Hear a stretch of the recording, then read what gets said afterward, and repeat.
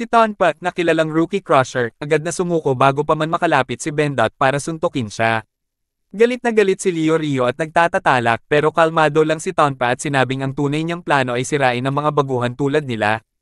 Susunod namang hinarap ni Gon si Sidokon sa isang challenge kung sino ang may mas matagal na masusunog na kandila. Pinili ni Gon ang mas mahabang kandila, di alam na nilagyan pala ito ng langis kaya mabilis itong nauubos.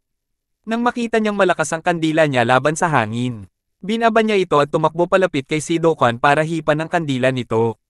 Sumunod na laban ay si Kurapika laban kay Mashtani. Deathmatch daw pero bawal ang armas at ang kondisyon, kailangan may mamatay o sumuko. Nagmayabang si Mashtani tungkol sa mga napatay niya, may mga tato pa ng puso na bilang ng mga napatay niya. Pero napansin ni Kurapika ang spider tattoo ni Mashtani at agad nag-scarlet ang mata niya. Isang malupit na suntok lang, knockout agad si Mashtani. Walang patayan, pero binalaan niya ito. Una, ang tunay na Phantom Troop tattoo may numero sa likod ng gagamba. Pangalawa, sobrang dami na nilang pinatay, hindi na mabilang.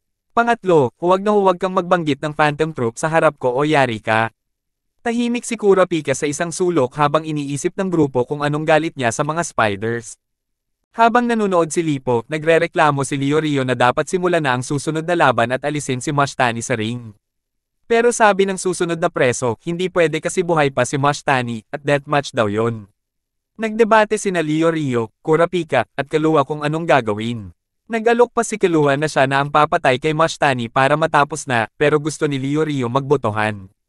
Sumabat si Tonpa na kesyo madidiskaril daw ang team nila dahil sa majority rules, eksakto sa gusto niyang mangyari. Samantala, si Hisoka nasa ibang laban at nakaharap si Tog-Ari, isang dating examiner na gustong mag-High-Ganti. May special knife skills si Tog-Ari, pero si Hisoka, cool na cool, sinabing ang talo ni Tog-Ari ay dahil sa sarili nitong kakulangan. Sa huli, natalo ni Hisoka si Tog-Ari gamit ang sarili nitong mga kutsilyo. Siyempre, pasok si Hisoka sa next round, 6 hours at 17 minutes lang. Balik kay Leo Rio at mga tropa, sinuri ni Leo Rio kung buhay pa si Mashtani. Sabi ng babaeng preso na si Lirut, pastahan na lang daw kung buhay pa si Mashtani o hindi. Nanalo si Leo Rio sa unang pastahan pero gumaganti si Lirut. Nagkunwari pang unconscious si Mashtani hanggang tinulak ni Leo Rio sa gilid ng ring. Ayaw mahulog ni Mashtani kaya nagising siya at sumuko na lang. Pagkatapos manalo ni Leo Rio sa pastahan kay Mashtani, tinuloy niya ang laban kay Lirut.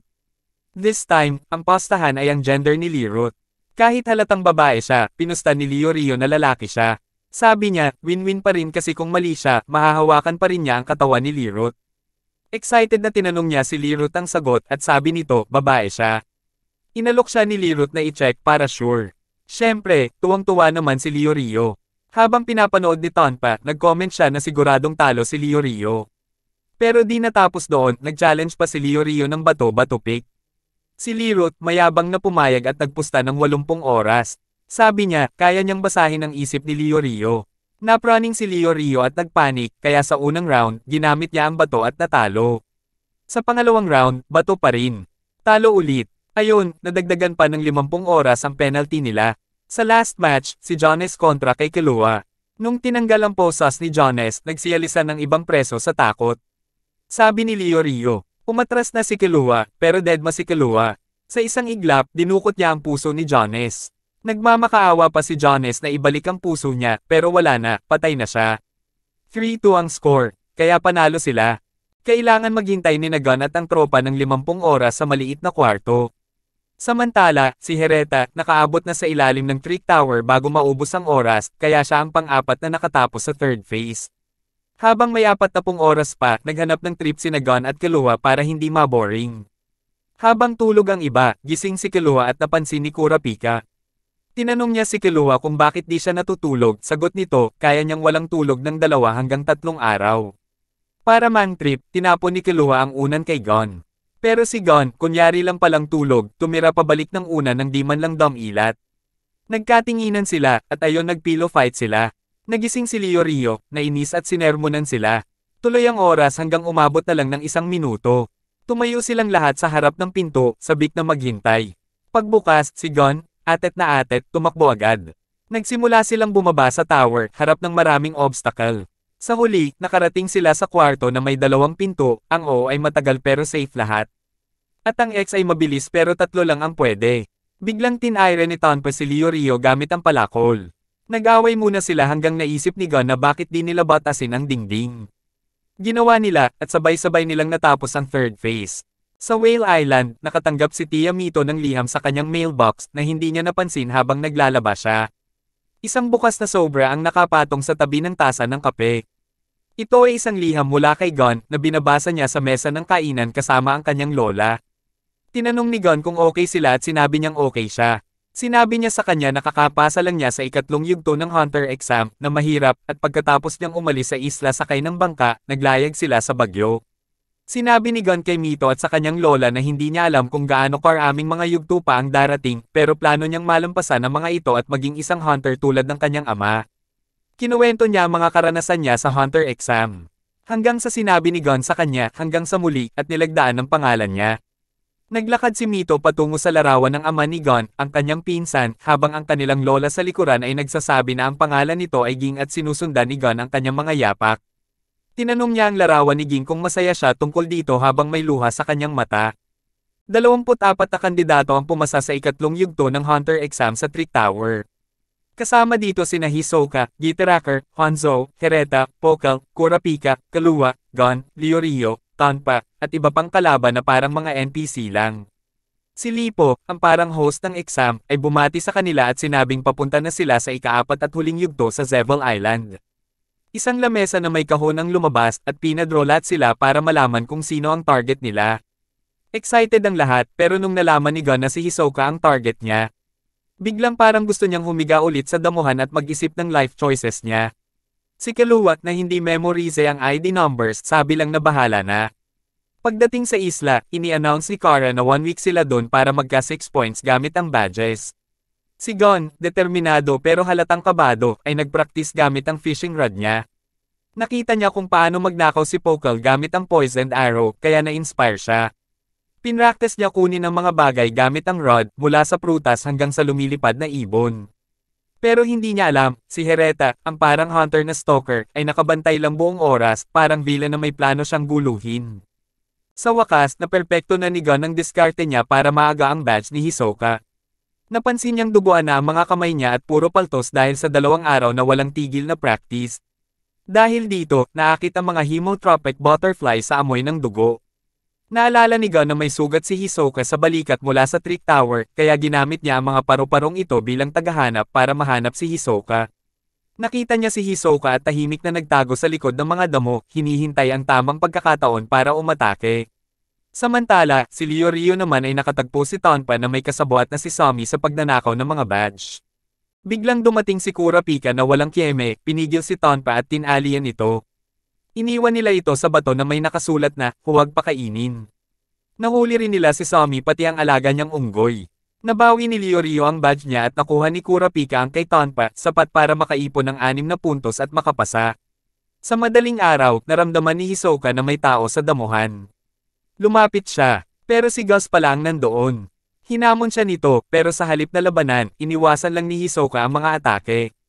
Kalaunan, binigwasan si Gus ni Gitaraker gamit ang needles niya. Pagkatapos, nakatulog si Gitaraker sa hukay. Sa gabi ng ikalawang araw, nagsimula ng maghanap si Hisoka ng target at nakita sina Leorio at Kurapika.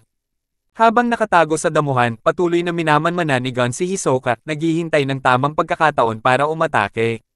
Ang di niya alam, si Hisoka naman ay may sariling plano, nakita niya sina Kurapika at Leorio. Tumakbo si Gon papunta sa kanila, nalilito kung tutulungan ng mga kaibigan o susundin ang plano niyang kunin ang badge ni Hisoka. Nai-imagine niyang bagbog na sina Kurapika at Leorio, kaya pinili niyang maging bayani. Si Leorio, as usual, nagrereklamo kay Kurapika na hindi niya makita ang target niya. Biglang tumigil sila, nandun si Hisoka, pakol na nakasandal sa puno. Hiningi ni Hisoka ang mga badge nila, pero syempre tumanggi si Leorio agad. Naisip ni Kurapika na hindi sila ang target ni Hisoka, kaya nag-alok siya ng badge na walang halaga. Kung ayaw ni Hisoka, hinamon pa niyang kunin ng iba sa laban. Tumawa lang si Hisoka sa threat nila. Pumayag si Hisoka sa deal, kinuha ang badge, at umalis na ang dalawa. Naiwan si Gon sa likod ng puno na nangangatog. Biglang tumaas ang killing intent ni Hisoka. Parang horror movie lang. Kinaumagahan, nakita ni Gon si Algon na target ni Hisoka. Naghintay siya, naka-ready ang fishing rod. Nang umatake si Hisoka, nagamit ni Gon ang rod para agawin ang badge. Tagumpay sana, kaso nakita siya ni Hisoka. Imbes na magalit, ngumiti pa si Hisoka, parang natuwa. Habang tumataka si Gon, biglang nanigas siya, na dart pala siya ni Hireta. Kinuha ni Hireta ang mga badge at iniwan siyang parang gulay. Pero bago pa magtagal, patay si Hireta, nandun na naman si Hisoka. Binalik ni Hisoka ang mga badge kay Gon, impressed siya sa ginawa nito. Pero bago umalis, sinapak pa niya si Gon at sinabing balikan siya kapag kaya nang lumaban. Kinagabihan, si Gon nakaupo sa puno, nanalo pero feeling talo. Si Killua, naiinip na sa paniniktik ni Immori, biglang sumigaw at pinapalabas niya ito. Pero si Immori, feeling ninja, ayaw pa ring magpakita at plano raw umatake habang tulog si Killua. Dahil inis na, lumapit si Killua kay Immori na napa-atras sa takot. Biglang dumating ang mga kuya niya, sina Amori at Yumori, na galit dahil wala pa raw siyang nakuha. Pinilit nila si Immori na labanan si Killua. Lumapit si Immori kay Killua at sinabing ibigay na lang ang badge para walang basagan ng mukha. Pero imbes na sumunod, ininsulto siya ni Killua. Ayun, sinipa siya ni Immori, pero parang walang nangyari, biglang tumayo si Killua at kinuha ang badge ni Immori. Nang makita niyang hindi ito ang hinahanap niya, tinanong niya ang mga kuya kung sila ang target. Natakot ang dalawa, halatang hindi normal na bata si Killua. Nag-information pa sila, pero bago pa makagalaw, nasa likod na agad ni Amori si Killua, at ni hostage ito. Pagkatapos kunin ng tamang badge kay Yumori, itinapon niya ang iba pang badge sa malayo at biglang naglaho. Si Hanzo, na nagmamasid sa likod, agad tumakbo para kunin ang itinapon na badge. Pero naloko siya ni Killua, maling badge ang nakuha niya. Samantala, sina Kurapika at Leorio, naghahanap pa rin ng target sa starting point. Dumating si Gon at inalok ang tulong niya gamit ang amoy ng drugs ni Ponzo. Matapos ang mahabang lockeran, nakita nila ang kuweba ni Ponzo. Si Leorio, feeling bida, pumasok mag-isa.